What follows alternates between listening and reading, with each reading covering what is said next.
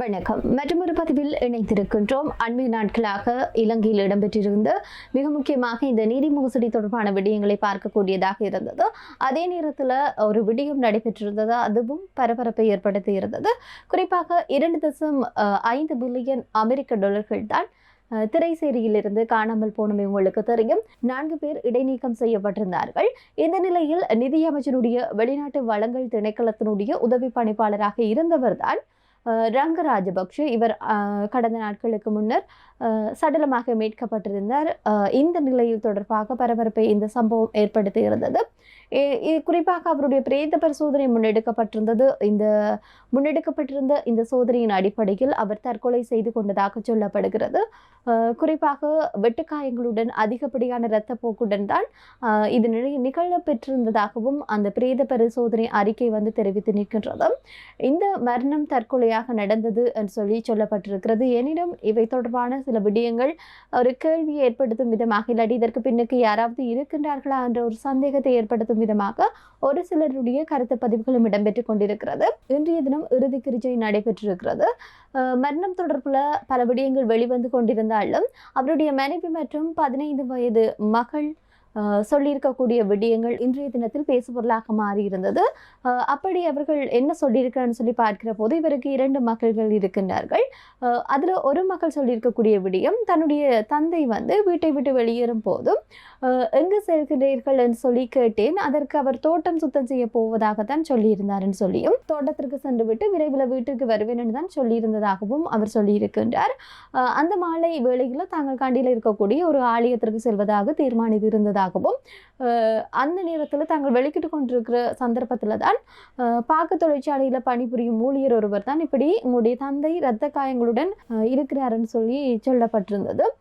இதன் பின்னர் தான் அங்கிருந்தவர்கள் தான் அவரை வீட்டிற்கு அழைத்து வந்ததாகவும், 2 கால்களிலேயும் இரத்தம் வழிந்ததாகவும், பின்னர் அவர் உயிரிழந்ததாகவும் அவருடைய மகள் சொல்லியிருக்கின்றார். இதே நேரத்தில் அவருடைய மனைவி சொல்லியிருக்கக்கூடிய விடயம் என்னன்னு சொன்னால், திரைசேரியில் இப்படியான ஒரு விடயம் நடைபெற்றதை நினைத்து அவர் மனம் வருந்தியதாகவும், குறிப்பாக அவருக்கு இடைநீக்கம் வழங்கப்பட்டது என்பது அவர் ஒரு சோகத்தில் ஆழ்த்தி இருப்பதாகவும், இது தொடர்பாக எப்படி தான் சமூகத்தை எதிர்கொள்ளப் போகின்றேன் என்பது தொடர்பான அவர் விடயங்களை சொல்லியிருந்ததாகவும் அவருடைய மனைவி சொல்லியிருந்தார். எப்போதுமே அதை பற்றி தான் சிந்தித்து கொண்டவராகவும் இருந்திருக்கிறாராம். சமூகத்தை எப்படி எதிர்கொள்ள முடியாது என்பதும், ஹேக்கிங் செய்யப்பட்டு தான் இப்படியான பணம் போயிருக்கு என்ற ரீதியில் இது தனக்கு மன உளைச்சலுக்கு ஆளாக்கி இருக்கிறது என்ற ரீதியில் அவருடைய கருத்துக்கள் பதிவு செய்யப்பட்டிருந்ததாகவும் ஒரு குறிப்பிட்ட சில விடயங்களை தெரிவித்திருக்கின்றார். ஆனாலும் இவர் அந்த முந்தைய நாள் கண்டியில் இருக்கக்கூடிய ஆலயத்திற்கு சென்று விட்டு தன்னுடைய மகளை மொரட்டுவ பல்கலைக்கழகத்தில் இருக்கிற அங்கே சென்று அவாவை கூட்டிக் கொண்டு திரும்பி வருவோம் அப்படின்னு சொல்லி அவர்கள் ஒரு திட்டத்தை வைத்திருந்ததாகவும், இந்த நேரத்தில் தான் திடீரென இந்த சம்பவம் இடம்பெற்றிருப்பதாகவும் சொல்லப்படுகிறது. ஆலயத்திற்கு செல்வதற்கு ஆனால் அப்படி தயாராக இருந்த வேளையில் தான் இவ்வாறான ஒரு அறிவிப்பு வெளியானதன் பிற்பாடு அவருடைய கணவரை வீட்டிற்கு கொண்டு வந்தார்களாம். அவர் இரத்த காயங்களுடன் கொண்டு வந்திருக்கிறார்கள். அதற்கு பிறகு ஆம்புலன்ஸுக்கு சொல்லியிருக்கிறார்கள். அதற்கு பிறகு அவர்கள் பார்க்கிற போது அவர் இறந்து விட்டார்னு சொல்லி சொல்லப்பட்டதாம். இதற்கு பிறகுதான் முறைப்பாடு செய்யப்பட்டிருப்பதாக சொல்லப்படுகிறது.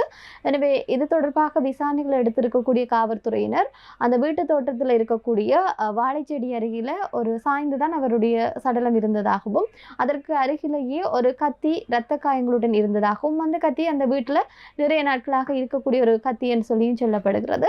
எனவே இது ஒரு தற்கொலையாக இருந்திருக்கும்னு சொல்லி விசாரணை அடிப்படையில் சொல்லப்பட்டிருக்கிறது. எனவே இது குறிப்பாக இவர்களுடைய இந்த ஆதாரங்கள் தகவலின் அடிப்படையில் அது தற்கொலையாக இருந்திருக்கக்கூடும் என்ற விடயங்கள் சொல்லப்படுகிறது. எனினும் திடீரென ஏற்கனவே ஒரு நிதி மோசடி தொடர்பில் அவர் மீது சந்தேகம் இல்லை, ஆனாலும் அதன் நிமித்தம் அவர் இடைநீக்கம் செய்யப்பட்டிருக்க சூழ்நிலையில் இப்படி ஒரு மரணம் நிகழ்கின்ற போது, அதே நேரத்தில் அவர்கள் முதல் நாள் ஒரு இடத்திற்கு போகணும், ஆலயத்திற்கு போய் தன்னுடைய மகளை அதற்கு பிறகு மொரட்டுவுக்கு போய் கூட்டிட்டு வரணும்னு சொல்லி ஒரு திட்டத்தை வைத்திருக்கக்கூடிய நபர் திடீரென தற்கொலை செய்து கொண்டதும் ஒரு கேள்விக்குரிய. அதே நேரத்தில் இப்படியான சம்பவங்கள் இருக்கிற போது, இப்படியான தற்கொலை சம்பவம் கேள்விப்படுகிற போது இதற்கு பின்னாலே யாராவது இருக்க முடியுமா? இல்லாட்டி நிதி சார்ந்த விடயங்களுக்கும் தற்கொலைக்கும் ஏதாவது சம்மந்தம் இருக்குமா என்ற ரீதியில சில கேள்விகள் எழுகிறது. அப்படித்தான் சில பேருடைய கருத்துக்களையும் பார்க்கக்கூடியதாக இருந்தது. உண்மையிலே பிரேத பரிசோதனை செய்தாலும் இதற்கு அப்பாலையும் சில விடயங்களை மேற்கொள்ள வேண்டும் என்று சொல்லி தற்போது சொல்லக்கூடியதற்கு மிக முக்கியமான இந்த ஒரு விடயங்களும் காரணமாக இருக்கிறது. இப்படியான சந்தேகங்கள் எழுப்பப்படுகிற நேரத்துல தான் திரைசேரி அதிகாரிகளுடைய மரணம் குறித்து ஒரு உளவியல் ரீதியிலான மரண பரிசோதனை நடத்தப்பட வேண்டும் என்று சொல்லி சட்டத்தரணியாக இருக்கக்கூடிய சிரால் லக்திலக்க கோரிக்கை விடுத்திருக்கின்றார். அவர் இந்த நிதி மோசடி தொடர்பாக ஒரு நீதிமன்ற அமைச்சருடைய செயலாளர் 4 மாதங்களாக தகவல்களை மறைத்திருப்பது ஒரு கடுமையான சந்தேகத்தை தோற்றுவிப்பதாக இருக்கிறதுன்னு சொல்லி இருக்கின்றார்.